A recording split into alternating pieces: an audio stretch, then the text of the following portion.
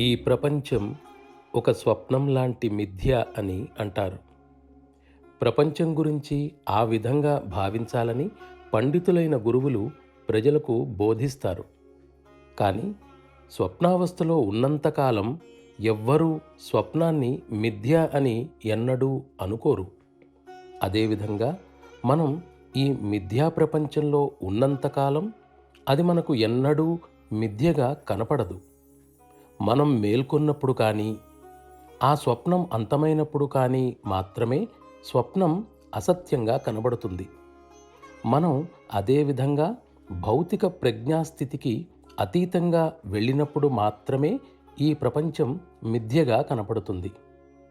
కానీ కేవలం ఈ జగత్తు మిథ్య, ప్రతిదీ మాయా, భ్రమ అని అనుకోవడం వల్ల కానీ, ఊహించటం వలన కానీ, నిరంతరం వల్లెవేయటం వలన కానీ ఆ స్థితి పొందటం ఎన్నటికీ సాధ్యం కాదు.